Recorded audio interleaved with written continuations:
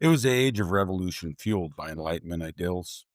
People rose up against their governments. Concepts of liberty, self government, and natural rights caused people to question sometimes ancient forms of government that had ruled them for centuries. And nowhere is that quite as wild as France. The House of Bourbon had ruled France for 200 years, ironically, starting with the assassination of Henry III, ending the Valois line. They reigned under divine right from 1589 until the Revolution in 1792 and the execution of Louis XVI. And while no one kills kings quite like the French, what about his son, Louis Charles? What became of the lost Dauphin? This is History is Criminal. I'm your host, Mick Biddick, and with me, as always, my co host, the lovely, talented, but unqualified and unapologetic Kimberly. Today, we take a look at the tragic story of the lost Dauphin of France and the rumors that surround his death. Are you ready, Kimberly? Because this might be as close as you get to me taking you to Paris. I'm ready, and no worries. I didn't want to go to Paris anyways. I am shocked you didn't just call this the story of the Lost Dolphin, though. No one butchers names quite like you. Let's dig into the dirty past again. Yeah, well, you should stand in my new classrooms for a couple minutes and just listen to me butcher every name of every child at school. France was once a strong kingdom, now on its last legs in the late 1700s.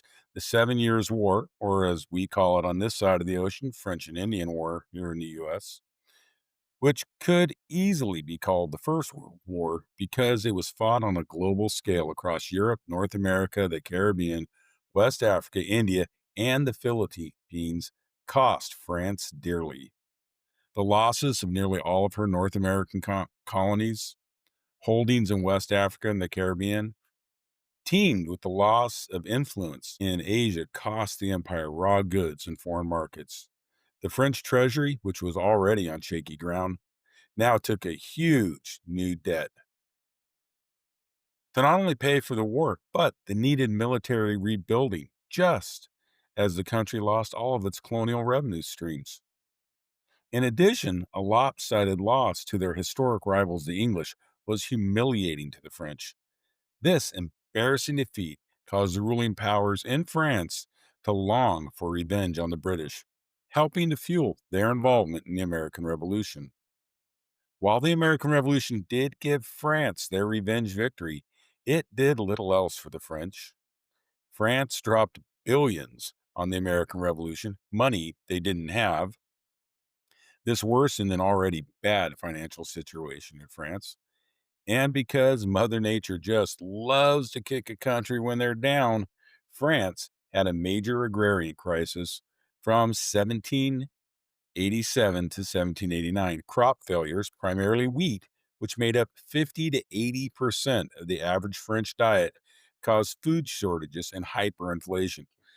A massive hailstorm, number of them, in July of 1788 took heavy toll on the grains and vegetables in the vineyards. Then, just for fun, that was followed by a harsh winter of 1788 and 1789 that destroyed much of what had survived the summer as crops froze and rivers iced over, causing trade to stop. Yes, Mother Nature can really be a mother. So basically, France went broke, helping us win. Then Mother Nature showed up like, oh, you thought you were struggling? Hold my glass. With the regressive tax system in France, the poor were hit the hardest by the crisis. No surprise there. It took a laborer almost a full day's wages to buy a single loaf of bread, with the average French family consuming 3 pounds or 1.3 kilograms of bread daily. It left little for anything else. As the peasants starved, the ruling elite continued to live a life of luxury. The parties, the decadence continued at the Palace of Versailles, causing a food crisis to quickly become a political crisis. Much of the blame of the crisis can be laid at the feet of King Louis XVI. With his grandfather's death in 1774, the 20-year-old Louis became king. As Dauphin, next in line for the throne, you would think his whole life would have been spent preparing for this moment. But marking one of the major issues, the ascension to power by birth, Louis XVI had only become the Dauphin in 1765 when his father died. And while it would be unfair to call him stupid, he did have an excellent education. He was immature and had a rough time making decisions. So, more a man child, unsure of who to take advice from and too wishy washy to create his own workable plan. In 1770, he would marry the Archduchess Marie Antoinette, daughter of the Holy Roman Empire. This union was not overwhelmingly popular with the common people, and it was far from a love match. The couple, ages 15 and 14, had only known each other for 6 hours before getting hitched. Now, we're going to skip the whole weird wedding by proxy where they each take vows with a different person standing in um, without actually ever having met one another. We're going to skip all the details on that because one, it's weird. Two, it doesn't really add much to the story.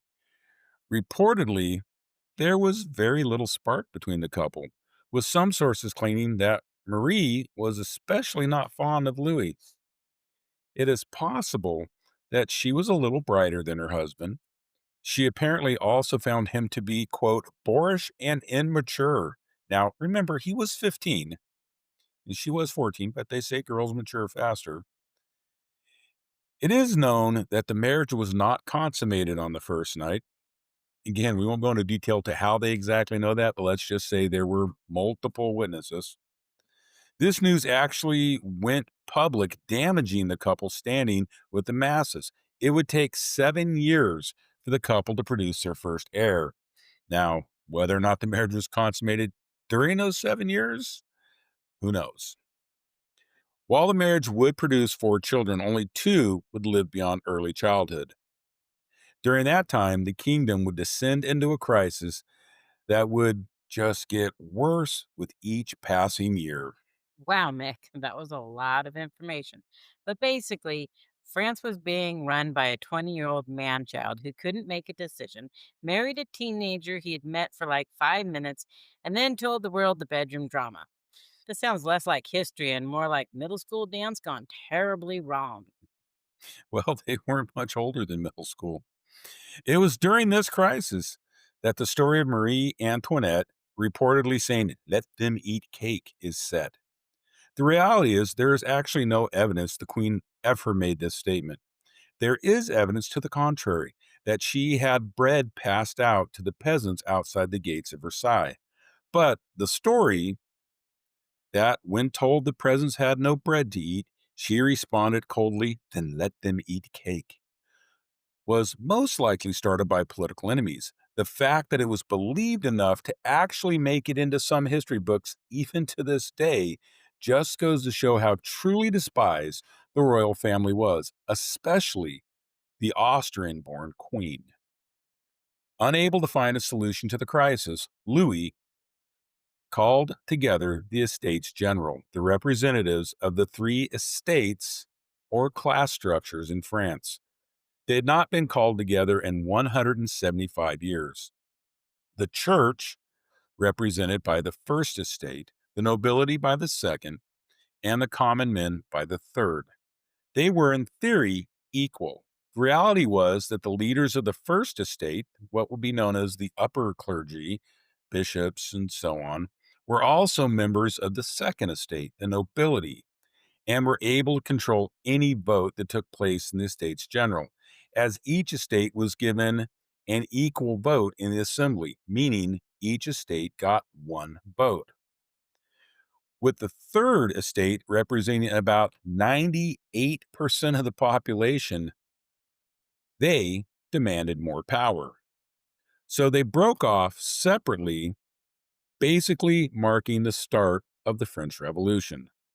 You just know this isn't going to end well. Drama is about to get real.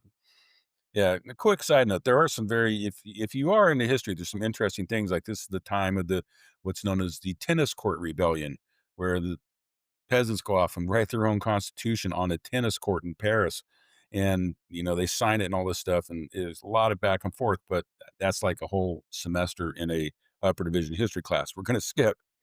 While the revolution started with the goal of creating a constitutional monarchy, much like Britain, it quickly escalated into a more radical element.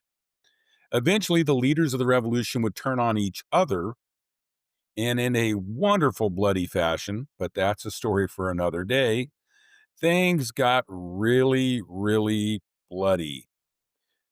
Leaders will assassinate one another, and 40,000 people will head to the guillotine. During all this massive bloodlust, known as the Reign of Terror, Louis XVI and Marie Antoinette saw the writing on the wall and figured it was best to skip town with their two children. The royal couple attempted to flee to Austria, Marie's birthplace, but it turns out that the royal family was a little too recognizable and they were captured and forced to return to Paris. Evidence was brought forth showing that Louis had conspired against France with Austria, and he was branded an enemy of the state. To be fair, this evidence was little more than letters between the Queen's family and the Queen and Louis, but under the political circumstances, that was enough. Boom, Louis the traitor. This must have been quite a shock to Louis. After all, he was a direct descendant of Louis the Sun King and had always been led to believe that he was the state. How could a divine monarch chosen by God be an enemy of the state? The answer, it turns out, is really simple. The revolution was fueled by the ideas of the Enlightenment, and the Enlightenment had rejected the concept of divine right as being, well, just kind of dumb. So Louis was sentenced to die by beheading in the guillotine by a vote of 380 to 318 on July 19th, 1793. And while Louis might have been a horrible king who failed to care for the majority of his population, he died like a boss. Standing on the scaffolding of his execution platform, he spoke to the crowd. He professed his innocence, but pardoned those who had accused him, and then said that he hoped his death would bring peace to France. Then he went calmly to his death in the guillotine. 9 months later, he was followed by Marie Antoinette, who would also be guillotined as an enemy of the state. Nothing humbles you faster than a 380 to 310 vote, giving you a one-way ticket to the chopping block.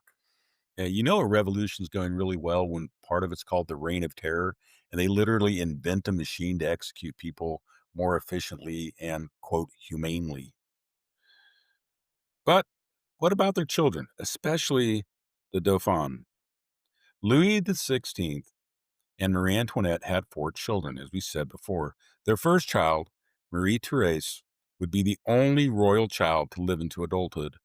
Then came the firstborn son and Dauphin, heir to the throne, Louis Joseph Xavier Francois, because you just got to have all those names. Louis Joseph was a sick kid. His spine was curved so bad that he had to wear a corset. He would die of tuberculosis at age 7, just 1 month before the storming of the Bastille. On March 27th, 1785, Marie Antoinette gave birth to a second son, Louis Charles. As the spare heir, he was Duke of Normandy, but with his brother's death, he became the Dauphin. Then, on the 9th of July, 1786, Marie Antoinette gave birth to her final child, Sophie Helen Beatrix. The child was born very premature and would die only 11 months later. Even with no revolution and head chopping, this is a sad story. When Louis XVI and Marie were jailed, their two living children were jailed with them, held at first in the Tuileries Palace. Then they were moved to Temple Prison. As the earlier attempt to flee Austria was viewed as an escape attempt, Louis Charles would be separated from his mother and sister. To the royalist, after his father's death in 1793, Louis Charles became Louis XVII, King of France. And rumors started almost immediately upon his separation from his mother and sister. Was he dead? Was he alive? Was he smuggled out of France? In reality, he'd been placed in a small, dark room, and a couple were placed in charge of caring for him. This couple resigned after a short while from their positions, and a new jailer was brought on board. This new guard was abusive and tortured Louis Charles. Part of his abuse was an attempt to get the young king to give testimony against his mother, a revolutionary named Anthony Simon reportedly got the boy to give a statement against his mother, claiming that she and his aunt had sexually abused him. This was used as evidence against Marie Antoinette as part of her conviction and execution. Torture and manipulation. That's one way to get a kid to turn on his parent. Ice cream might have worked quicker, though. Maybe toss in some cake, too. Nah, a little cake, right? According to the official record, Louis Charles lived another 2 years in captivity. During this time, the abuse continued. As Louis XVII, he represented the hopes of the royalists who longed for a return to the monarchy. To the revolutionaries, he represented a threat of the return of the monarchy. On the 8th of June, 1795, the young would-be king died of tuberculosis, made worse by the abuse and malnutrition. Some claim the young king actually made it out of the prison. Rumors accelerated that Louis Charles had been smuggled out of prison and replaced with a decoy. These would only increase after the failed revolution and the return of the Bourbon monarchy, briefly restored in 1814 and 1815, then again from 1815 to 1830. During that time, around 100 men would come forward to claim to be the Lost Dauphin. Most were dismissed quickly, but some found their supporters. France, you really need to step up your ID game. 100 men claim to be him. That's less a royal mystery and more a very chaotic game of who wants to be king. Many of the rumors started with the couple that was first placed in charge of Louis Charles's care. When they resigned, it said they took the boy with them. The new jailer, who had never seen the boy before, was fooled by an impostor. Now, this, of course, would mean that some poor kid was swapped out with the king. I guess we're just supposed to look past that. When the boy was taken to the morgue, 5 witnesses said it was Louis XVII. But it's important to note that none of these people had ever personally met the boy.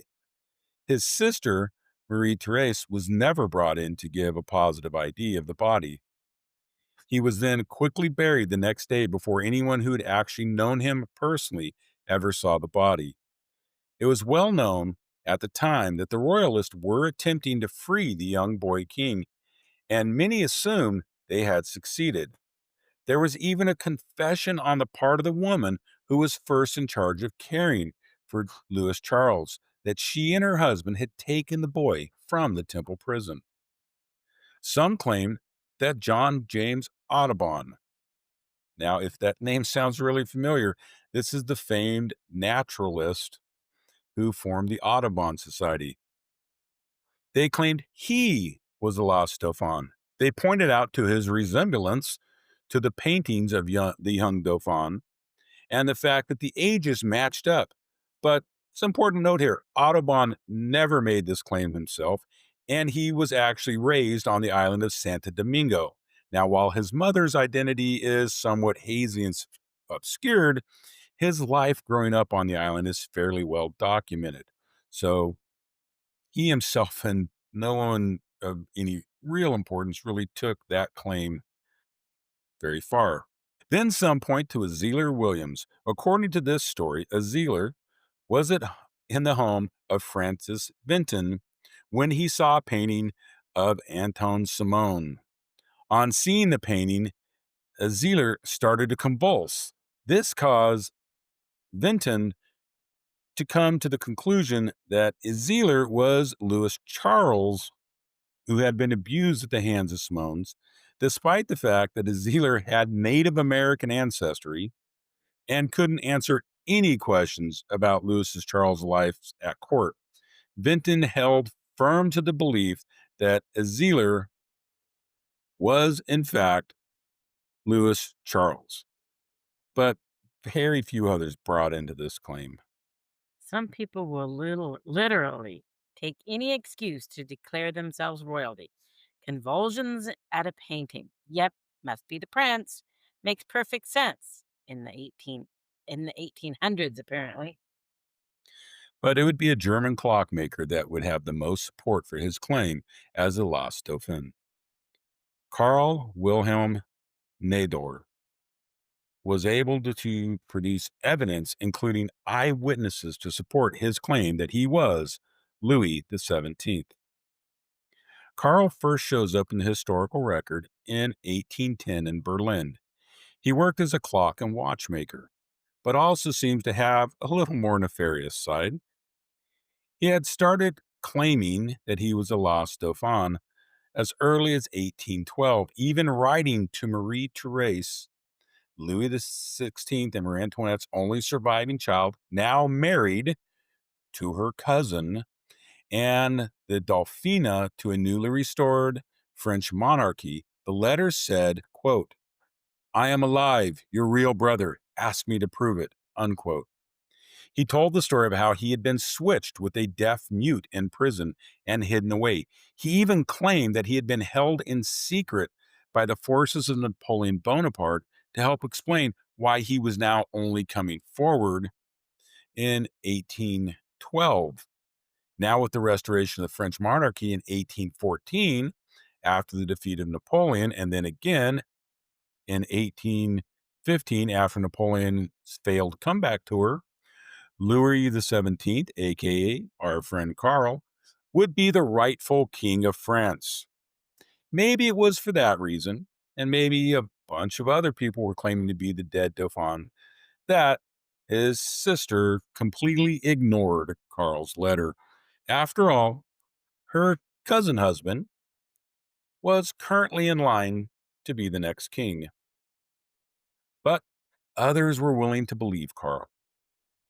In 1822, his supporters moved his family to Brandenburg, Germany. There, in a very kingly fashion, he was accused of arson. Details are sketchy on the arson charge, but this was also the start of his business in Brandenburg. In 1824, he was arrested and jailed for counterfeiting and sentenced to 2 years. Now, you would think this would be the end of the story, but on his release, he was able to convince the Minister of Justice in the town of Crozon that he was the Dauphin. Slowly, he was able to make his way to Paris. Well, this is history as criminal. I don't know whether to admire his hustle or just facepalm at how completely ridiculous this is. Yeah. Once in Paris, most people wrote him off as a con man hoping to gain attention and possibly wealth from the Bourbon dynasty. There were issues like he didn't speak French very well, and of course, the fact that the real Dauphin was buried. But he was able to gain some supporters, and it seemed to have started with Louis XVII's old governess. She, like many, had come to scoff at the con man, who was now little more than a beggar. Yet, when she saw him in person, she was shocked. Karl had the same front teeth, the same vaccination scar, a mark on his upper lip where young Louis Charles had been bitten by a puppy, and even the same birthmark on his leg. Keep in mind, she had not seen the Dauphin since he was 10 years old, and it was now 1833, and the Dauphin would have been 48. So her memories could be questionable. While not convincing the Bourbon monarchs, including his sister, it was enough to get some surviving member of Louis XVI's court to believe his claim. He was able to answer questions about the personal lives at court. He knew childhood stories. The French courts had even used his writings claiming to be the Dauphin as evidence in the trials against others claiming to be the rightful king. So his evidence was good enough to rebuff others, but not good enough to prove his case. Marie Therese did not acknowledge him. She had met with many others who claimed to be her late brother, but she refused to meet Karl. She had seen pictures and stated there was no resemblance to her brother. Was this the refusal to meet with Karl based on the honest belief that he was just one more con man? Or was she tired of the heartache of having to relive the death of her entire family over and over? In any case, she completely rejected his story. Some others might have worried about his claims, though, because one night there was an attempt on his life. He was attacked on the streets in Paris and left with 6 stab wounds. It's unknown who the attacker was. I'll leave you to speculate on that. Just like that, Carl learned the hard way that claiming to be a king in Paris comes with stabby consequences. hmm Then, in a move that shows either giant brass balls or overwhelming stupidity, he sued Maria Therese in 1833 for the property he claimed was rightfully his. Instead of a court battle, though, he was arrested and 202 documents were seized by the government. Documents he said were proof of his claim. The Bourbons had lost power again in 1830. And I'll skip the details of the July Revolution to save on confusion because there is yet again a whole other Louis in there. The new government had no interest in a resurfaced heir to the throne. Karl then either fled or was deported, kind of depends on which source you ask, to England. In London, he was registered as Louis XVII, Prince of France. During his time in London, he continued to grow his supporters. He was even able to gain some support for the idea of military intervention to place him on the throne. Additionally, there were more attempts on his life, with him being shot at 3 times. As things got a little too hot in London, he moved to the Netherlands. In the Netherlands, he not only continued to stick to the claim that he was Louis XVII, but he became a weapons contractor. He's credited with developing an early type of grenade called the Bourbon bomb and an early type of repeating rifle. Then he made a bold claim that on January 1, 1840, he would be restored as King of France. When that day came and went without his restoration, many of his supporters drifted away. He continued in his claims while working as the Dutch director of pyrotechnics for the military. Then, in August 1845, he was struck with a sudden and mysterious illness. Now, of course, some claim this was poisoning. The Dutch king's personal physician cared for Karl, but it was of no use. He died on the 10th of August, 1845. The death certificate read Charles Louis Bourbon. His grave in the left Netherlands reads, "Here lies Louis XVII, King of France." May not have been accepted as royalty, but at least he went out with a bang. I know, I know. I'll see myself out. After his death, his descendants continued to fight for his recognition as heir to the Bourbon dynasty. Many actually used his surname de Bourbon and petitioned the French courts and government throughout the 19th and 20th centuries for recognition.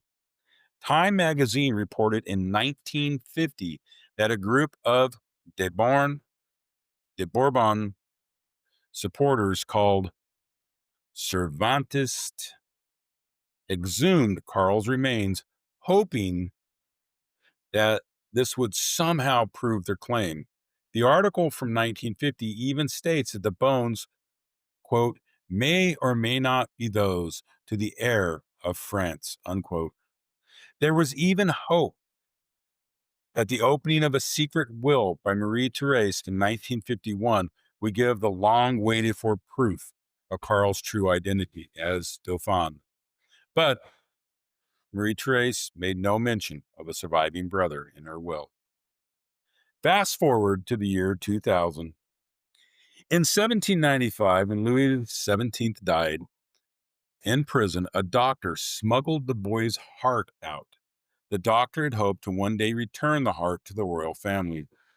Over the decades, the heart had its own fantastic voyage.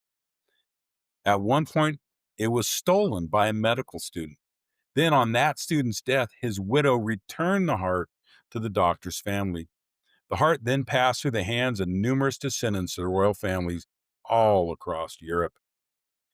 In 2000, a decision was made to test the heart's DNA against known DNA of Marie Antoinette and her sisters and known living descendants.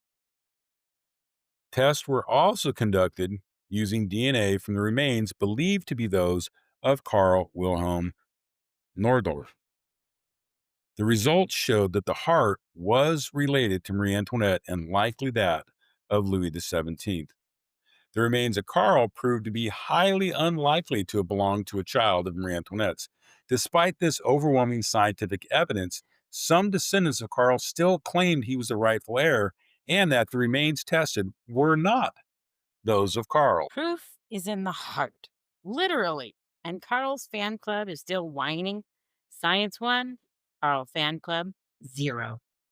While Karl was clearly not the lost Dauphin, he did leave us with a tale worth telling even 180 years after his death. I'd like to thank Time Magazine, story France, Lost and Found from 1950, and biologyinsight.com for a good chunk of the information on this episode. This has been History is Criminal. Join us again next week as we take a look into a rags to riches story involving a Chinese pirate queen. And as usual, until then, if you like what you heard, tell a friend. And if not, tell an enemy. Never suffer alone.